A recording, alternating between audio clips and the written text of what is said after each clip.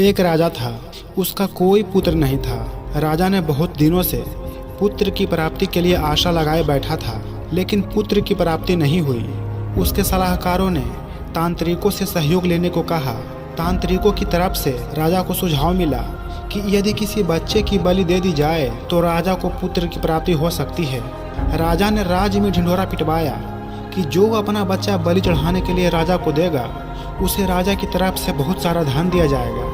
एक परिवार में कई बच्चे थे, गरीबी भी बहुत थी। एक ऐसा बच्चा भी था जो ईश्वर पर आस्था रखता था तथा संतों के सत्संग में अधिक समय देता था। राजा की मुनादी सुनकर परिवार को लगा कि क्यों न इसे राजा को दे दिया जाए, क्योंकि ये निकम्मा है, कुछ काम धाम भी नहीं करता है और हमारे किसी काम का भी नहीं है, और इसे देने पर राजा प्रसन्न होकर हमें बहुत सारा धन देगा। ऐसा ही किया गया, बच्चा राजा को दे दिया गया।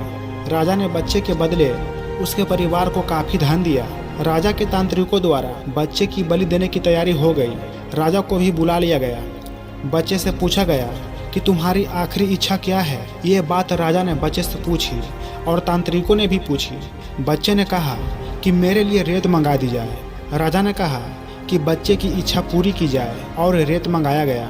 बच्चे ने रेत से 4 ढेर बनाए। एक एक करके बच्चे ने 3 रेत के ढेरों को तोड़ दिया और चौथे के सामने हाथ जोड़कर बैठ गया और उसने राजा से कहा कि अब जो करना है आप लोग कर ले।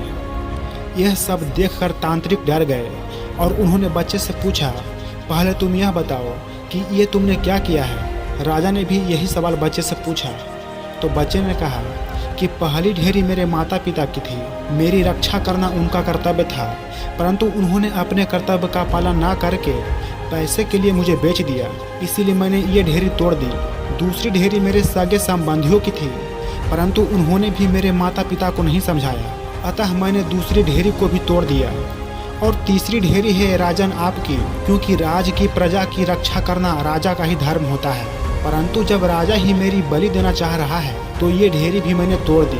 और चौथी ढेरी है राजन मेरे ईश्वर की, अब सिर्फ और सिर्फ अपने ईश्वर पर ही मुझे भरोसा है, इसलिए यह एक ढेरी मैंने छोड़ दी है। बच्चे का उत्तर सुनकर राजा अंदर तक हिल गया।